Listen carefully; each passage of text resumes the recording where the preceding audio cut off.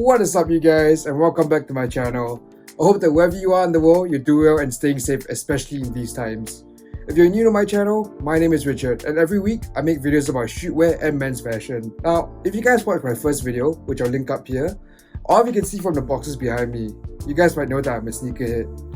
But for the past 7 months, I haven't really been enjoying sneakers or looking at sneakers that much. And in today's video, I'm going to go into a few reasons as to why that is. But before we jump into that, I want to give you guys a bit of a background as to my relationship with sneakers and how I fell in love with them. Let's start from the beginning. I'm not really like most sneaker YouTubers or sneakerheads that you guys see nowadays, whereby, they've always been into sneakers since they were young, they've always wanted them. Actually, when I was growing up as a teenager, I never really was into the sneakers. Of course, I was aware of the trends at the time. So for example, I remember in 2013 and 2014, the Nike Roshe runs were in. And 2015, 2016, it was like the boost period, right? Where like there were Yeezys, there were NMDs, there were Ultra Boosts. I was always sort of aware of them, but I never really had the desire to be part of the culture or had a desire to own these shoes. It all really started through chance, actually. So if you guys remember, in around 2017, the MXs were really starting to gain in popularity, and I kept seeing these shoes on my friends' Instagrams, and I'll actually show you what I'm talking about. So these grimy and beat pairs of MX 97 silver bullets were what I kept seeing on my friends' Instagram accounts. And one day I decided, actually I want a pair too. But it wasn't because it was hyped or anything at the time. I didn't actually know anything about the sneaker. It's more because, if you guys can see, or if you guys know, the lines here have 3M, and I think at the time I thought that 3M was really cool. I liked 3M, so I just got them sort of as a joke, to show my friends like, oh hey, I have these shoes that light up when you shine a foam flash on them. But the longer I owned the shoe, the more interested I got in them, and I decided to do some research. And I discovered about 1, the hype behind them, and 2, the history behind the MXs. And so I kind of went down this rabbit hole of looking at all these videos that Nike was putting out about the MXs. I remember this one video in particular where Nike got all these like, OG sneaker hits to show off the huge MX1 collections.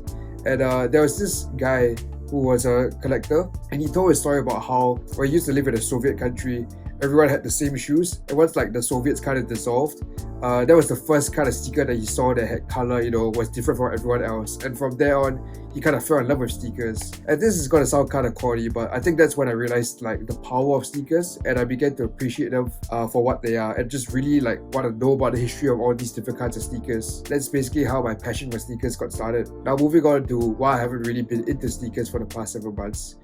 Well, the short answer is I wanted to take a break, and there are a few reasons why. Firstly, when I first got the sneakers, I always looked at those OG sneakerheads, and I thought it was so cool that there's so many pairs. But what I thought was even cooler was the shoes themselves, and I really wanted to appreciate them and almost look at them like they were art, like these OG sneakerheads did. But unfortunately, around the time where I got into sneakers, this so-called hype culture was really starting to ramp up, whereby people just wore expensive sneakers to show off how much money they had. And I think I got a little bit put off by that. But even though I was put off by that, it was so difficult to not be influenced by it, even at a subconscious level. So I did find myself buying a lot of sneakers just because, everyone else liked them, and not because I truly liked them myself. In fact, to this day, there are a lot of sneakers that are so-called hyped, but I've never worn them before. So yeah, I think that's one reason why I wanted to take a break from sneakers, was to sort of distance myself from this. Now, the second reason for this is kind of linked to the hype culture. You see, we always have this chicken and egg problem. Which came first, the hype culture or resellers? Because resellers are obviously people who profit off this hype culture, But at the same time, resellers also drive the price of these sneakers up artificially and make the street value or the market value even higher. So you see, there's more desirable but hype piece, and this is sort of this vicious cycle. Yeah, I would say that resellers also contributed to me wanted to take a break from sneakers, because I was kind of just sick of this whole of everyone just trying to flex on each other and all that. Resellers and like their contributions to hype culture is not really the only reason why I think reselling has put me off sneakers, but also because I have a unique experience with regards to reselling, and that is, I tried to be a reseller before.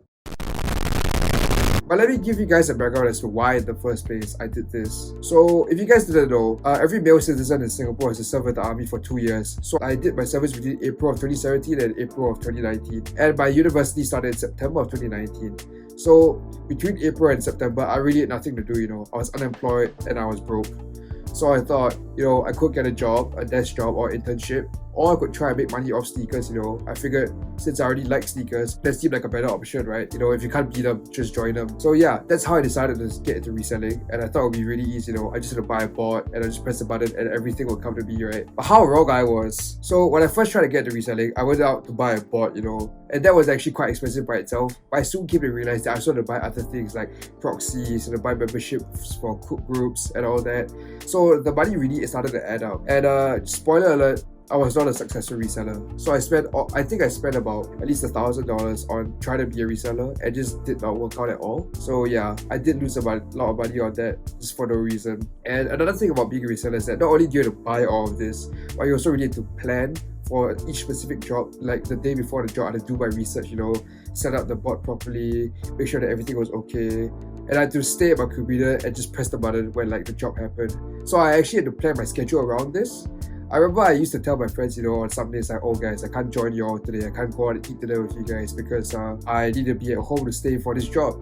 So it actually started to affect my personal life as well. And another thing is that around the time where I got into reselling, shop drops were becoming more and more popular with websites. So I had to sit in front of my computer literally the whole day, just being ready to press the button on my bot to start my tasks in case there was a shop drop. That actually made me really stressful and it affected my personal life, like I said earlier. So this, in combination with the fact that I lost so much money, sort of put me off sneakers because I came to associate sneakers with the negative feelings I had when I tried to be a reseller, I came to associate sneakers with stress and a loss of money. Before we get into the next point, I actually came across a video recently by this YouTuber known as Over, and he's a sneaker reseller and a sneaker modder. He actually made a really good video talking about why sneaker modding is so difficult and also discussing about the effect that resellers are having on sneaker culture nowadays. It's actually a really good video to spark some discussions in the comments below.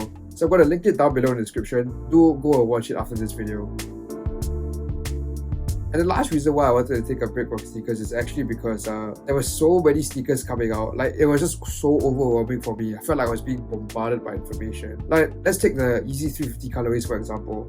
I can't even tell you how many there are because it just comes out non-stop. Every single month there's at least 2 or 3. And I decided one day, I just decided I'm done. I don't want to try and keep up with this anymore. It's too much for me.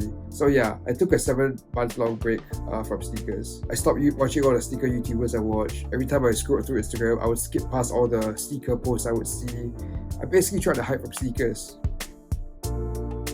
So it's been 7 months and I think I've come to the end of my sneaker break. I've sort of tried to get back into looking at sneaker news and keeping up with the releases. And I'm going to talk now about how this experience was actually a good one for me. I think this sneaker break was good for me because I was able to develop my personal style a lot more during this period where I wasn't focused on sneakers. Because back then, I focused so much on sneakers that I found it hard to dress in clothes other than your standard sneakerhead outfit, which is, oversized tee, which I realize I'm wearing now. But also skinny jeans, joggers, sweatpants, and just a pair of sneakers. And it always seems like the sneakers, the entire outfit. Oh, no.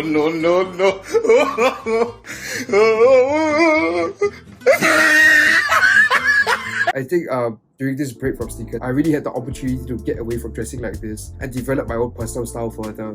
So that's a plus for me. And in a similar vein, this development of my personal style also led me to refine my taste in sneakers, so-called. So there are certain sneakers that I can still appreciate from a distance, but I just know that I don't need them in my wardrobe or they won't fit my wardrobe. And it's much easier for me to pass on certain sneakers nowadays. So for example, last year I remember the Break 11s came out in December.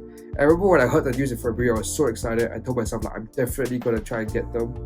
But when December rolled around, I didn't try at all. I decided, I was going to pass on them because they didn't really fit my wardrobe. But don't get me wrong, it's not like I don't like Jordan 11s anymore. It's just that I just knew that it didn't really fit my wardrobe. And I had learned to appreciate sneakers from afar and not needing to own every sneaker that I thought was cool. So that's a big plus, also because it's helped me save money. So those are just a few ways that this so-called break from sneakers has helped me. So you might be asking, well, what am I going to do about the sneakers behind me? Am I going to keep them? Well, unfortunately this summer, I do need money. I'd like to get a job or internship, but especially with this COVID-19 situation now, I don't know how feasible that will be. So to help supplement my income, so-called, I'm going to be selling a lot of the sneakers in my collection that I just don't really wear anymore, or just doesn't fit in my wardrobe anymore. So yeah, I'm definitely going to be downsizing my sneaker collection. Lastly, one way I know that my sneaker break is over for sure is that a few days ago actually, I just bought a new pair of sneakers. And I'm going to be making a video about that. If you guys want to find out what they are and also watch the video I'm going to make, as well as future videos from me, make sure you hit the subscribe button down below. And if you did enjoy this video, please click the like button below. It really helps the channel. Also, do let me know down in the comments about your thoughts on the state of sneakers nowadays. So thanks for watching everyone. See you next time and peace out.